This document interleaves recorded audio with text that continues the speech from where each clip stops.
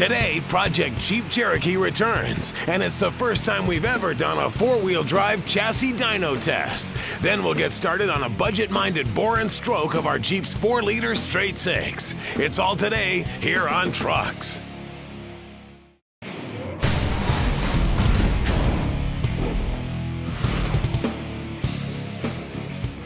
Hey, welcome to Trucks. Well, I know you guys remember our 88 XJ Project Cheep Cherokee. And just in case you don't, well, this was a sensible budget build that showed that not only did Jeep really get it right when they built this platform, but that with a few simple upgrades and some well-spent cash, well, you can make it even better. Yeah, and we were really happy with the way our Cheep Cherokee performed out on the trail, especially considering it's a fairly mild build. I think we're all happy with the way it turned out looking. It didn't start out that way. Now, the nail in the coffin of an already worn-out Jeep was the collision damage on the right front. So we tore it down and went to work stretching out the right front frame rail. And since we were hanging body panels anyway, well, we thought we'd modernize it a little bit. We're throwing 97 and newer fenders and grille. So after a $70 paint job, we wanted to continue the facelift with Bushwacker flares, new bumpers, and brand new 33s. Then we moved on to a junkyard Ford 8.8-inch axle swap, locked up the front end, and finished things up with a Skyjacker short arm lift kit. And then we took it out to see how it would do, and man, it impressed us. It had great traction front and rear, flexed out really well, and surprisingly held its own on a very aggressive rock course. And our only complaint all day long was a lack of power. Not too bad for a grocery getter. Now, like we said before, we're pretty happy with this Jeep overall. And the straight six makes adequate power, but with the taller vehicle profile and the 33-inch tires, well, out on the highway and on some of the hill climbs, it's a little lacking. Plus, on first startup and under load, this 4-liter sounds a little rough.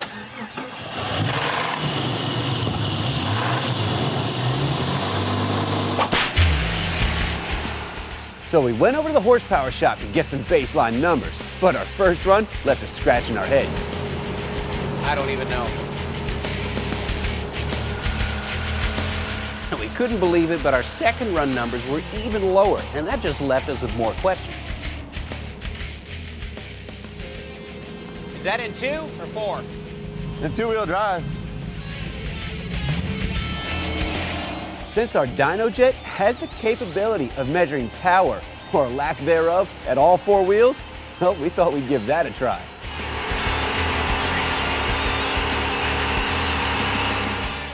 Now, we knew our numbers were going to be down, but what showed up on the readouts, well, you could smell the disappointment and the blow-by in the air.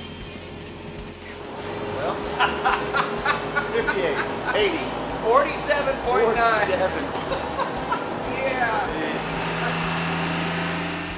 Now, we knew we were flirting with disaster, but we made a second run anyway, hoping for some consistency.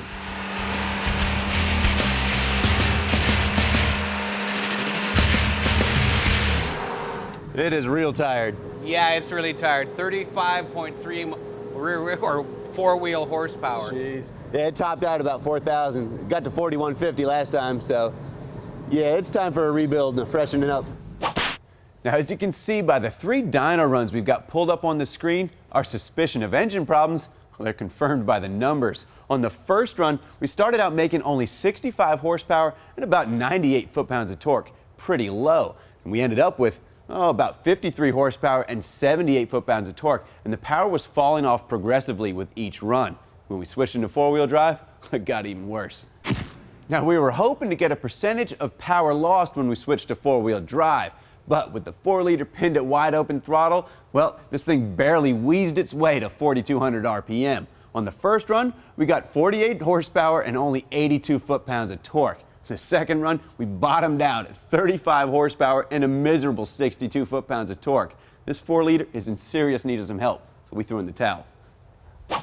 Now, that left us with a few options, because we had to do something. Now, after doing some research and digging around, here's what we came up with. Now, generally speaking, you can pick up a reman 4-liter for about $1,700. You can probably build one for less than $1,000, but it'll only put you back at stock horsepower levels. And while it's not much hassle, it's just not worth it in this case. Now, a V8 swap would be really cool, and you can get a decent crate engine for about $2,500, or you could build a junkyard engine for around $1,500, and that'll get you over the 300 horsepower mark. But it's a lot of hassle. You'll still have to deal with EFI issues, radiator, transmission or transfer case adapters, and you'll end up with just too much power and torque for your existing drivetrain. Plus, it'll cost you $3,000 to $5,000 to do it, not to mention the time investment. But we think stroking our existing 4-liter is the best option. Now, you could get a stroked long block for about $3,500, but we're hoping to build ours for between $1,000 and $2,000, depending on the modifications we make. And that should put us at about 230 horses. Now, the hassle level isn't much more than a stock rebuild. We're thinking we're going to use a later model 4-liter head, we'll need bigger injectors and a little bit of tuning, and we'll probably throw an aftermarket cam in there. And this will probably set us back between $2,000 and $2,500, but we'll end up near stock V8 power. Plus, it'll be externally stock, which will help on the install. So that's what we're gonna do. Now, it's not the cheapest option, but it's still affordable. Plus, there's just something cool about a hot-rodded straight six. Now, with the engine apart, it tells a little more of the story, and it's not a good one. Up next, we'll dig around inside our 4-liter to see what's wrong. And later, it's an inexpensive way to check cylinder heads for cracks. Stick around. Hey, welcome back to Trucks. Well, we have obviously got some serious mechanical issues with a whopping 35 horsepower at the wheels. So we're going to give it a leak down test, which can be a good way for you to diagnose an engine problem if you're down on power or maybe have a miss. And that starts with hooking an air source up to your gauges and setting them to 0. All right, with the piston near top dead center and both of the valves closed, what we're basically doing is forcing air into the combustion chamber, which should hold the pressure. But as you can see, as indicated by the gauge, well, it's losing pressure and not holding it in the cylinder. Now, there's a few possibilities for that. It could be bad rings letting air escape into the crankcase, bad intake or exhaust valve, or even a blown head gasket. Now, if you've got bad rings, you'll hear air escaping into the crankcase, and you can hear it escape through the valve cover. If you've got a bad intake valve, we'll just crack the throttle body open and listen for air escaping that way. If you can hear it through the exhaust manifold, well, you got a bad exhaust valve. Now, in our case, we've got quite a bit of air coming up through the valve cover, indicating bad rings. Now, with the engine apart, it tells a little more of the story, and it's not a good one. For instance, it hasn't been that long since we had this oil pan off to fix the rear main seal, and look at all the accumulation in the bottom of the pan. On the head, the combustion chambers actually look pretty good, but the top end is a different story. All this accumulation is a serious cholesterol problem and is caused by nothing more than horrible maintenance. This causes oil drain back issues and really bad circulation problems. Now, not only did we have a huge compression issue, but I think we found the source of our rattle. I just can't believe it didn't make a more constant noise while the engine was running. It does explain where all the metal particles came from that showed up in the oil pan. Now, this crankshaft and all the connecting rods, I'm sure, are ready for the metal recycling bin. That's no big deal, because we're going to replace the entire rotating assembly anyway with parts from a 4.2 liter. Now, using 4.2 internals gives us benefits a couple of different ways. In the first place, they're stock replacement parts, so they're relatively easy to get and inexpensive. In the second place, well, it's going to make us more power, and here's how. Now, with your stock 4-liter crank, you've got 3.41 inches between the center point of the crankshaft and the center point of the piston rod journal. With your 4.2, you've got 3.9 inches between the two center points. That gives you a longer length, more leverage. Think of it like a ratchet. Now, with the 4-liter ratchet, you've got the stock amount of distance between the center points and the stock amount of travel with your piston and the stock leverage. With the larger ratchet, you've got more leverage, more distance between your center points, more piston travel, thereby more displacement, which makes more leverage and more power. And all of that gives us a larger engine, but it's all internal. Externally, it's exactly the same, a stroker. And that gives us a cool stealth factor with more power, but also the engine goes back in exactly the same way it came out. Nice and easy.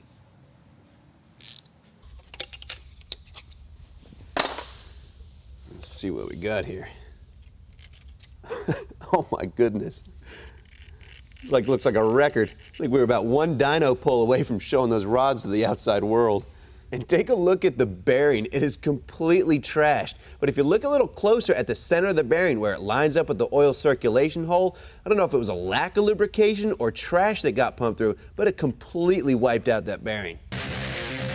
Now, disassembly of the rest of the short block is pretty straightforward and goes rather quickly. But don't just take your main bearing caps off and throw them in one big pile. They go in a specific order, and if they're not marked already, well, go ahead and take the time now and mark them. This crankshaft smells. Now, surprisingly, these main bearings aren't in terrible condition, especially considering the condition of the rod bearings. But just like our leak down test told us, we had a major sealing issue. Check it out. The piston ring is completely snapped in half on the cylinder. But now that we got the block torn down, it's just about ready to ship off to the machine shop. We'll hot tank it, clean it up, take some measurements, and make sure this block is worth building. Then they can do all the machine work necessary, let us know what size bearings we need to order, we can get the parts on the way, go from there. Up next, we're upgrading one of the coolest tools in the shop. And later, we're still getting our head checked. Really? Stay tuned.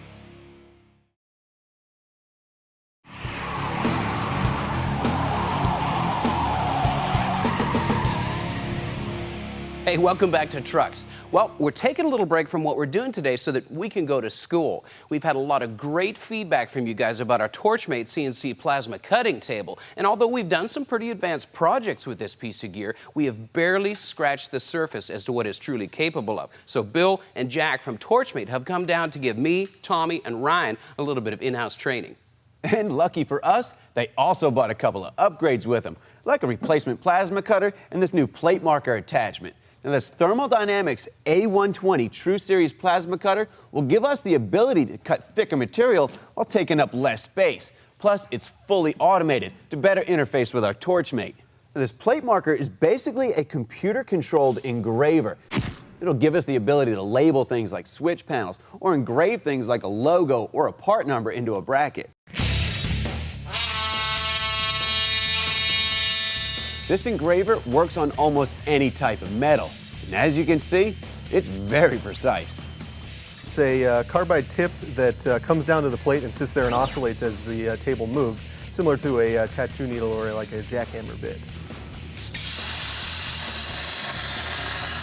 Now, as impressive as the plate marker is, they've also made some improvements on the torch head itself. It mounts exactly the same way as the previous torch head, but this model has less lag time. Instead of having the solenoid for the airflow back at the plasma cutter power supply, it's actually on the torch here, and what that does is allow consistent and quicker firing of the torch.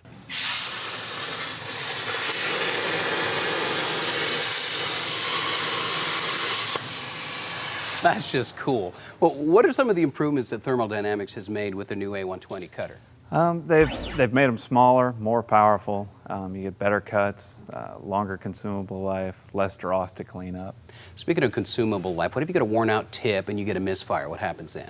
It'll actually, the height control will send a signal to the Torchmate driver software to shut the machine down so that it'll pause and wait for you to change out tips so you don't lose that plate.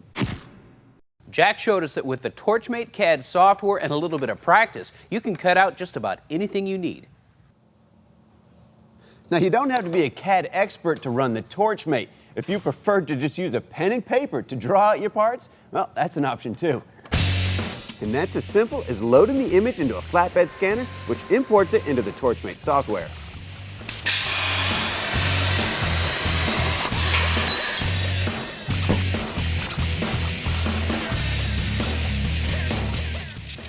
Now, the best thing is that the plate marker and the torch head work together on the table.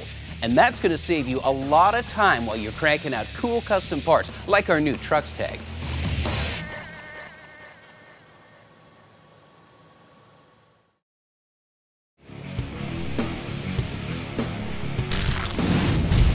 Build on a budget. Truck projects that save you time and money. Now, like we told you earlier, we're going to be using a later model 4-liter cylinder head on our engine build. Now, this is a cylinder head and casting number off a 91 to 95 4-liter HO engine. It flows a little bit more air, it should be well suited to our stroker buildup. Now before we get too far into this thing, we want to do a couple of inexpensive tests to make sure it's in good shape. The first thing we want to do is check the cylinder head for cracks. Now the best option probably would be to send it off to a machine shop and have them do it. But to save quite a bit of time and money, we're going to give this stuff a shot. Now this is a two-part system. The first part being a dye penetrant, which gets sprayed on an already cleaned head. Let it soak in for a little bit and wipe off any excess. Follow that with a few heavy coats of the developer. Now the developer is nothing more than a powder suspended in solvent. When it evaporates and dries, it leaves the powder to seek out any of the penetrant potentially stuck in any cracks. Like this one here, right between the valves.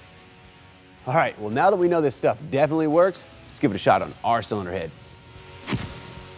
Now the reason we opted for a used head instead of a new or a reman, well, it's all about saving money.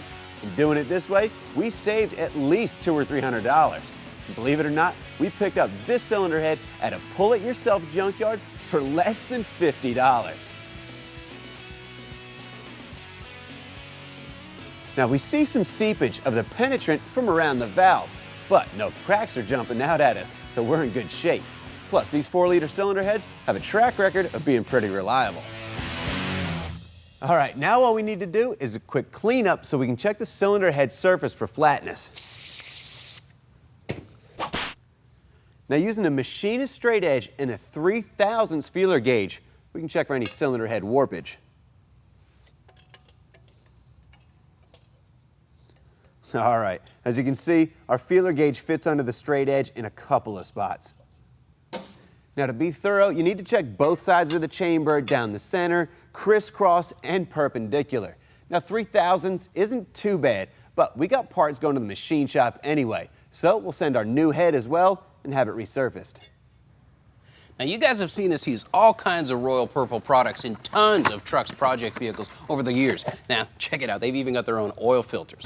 This is their Superior Protection Extended Life Oil Filter, made of 100% synthetic microglass media, and it has a 99% filtration efficiency.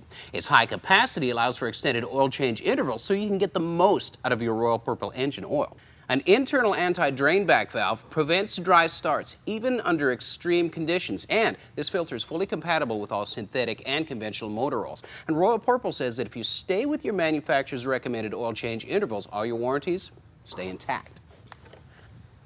Now, if you have any questions about anything you saw on today's show, go to PowerBlockTV.com. Hey guys, thanks for watching Trucks. See you next week.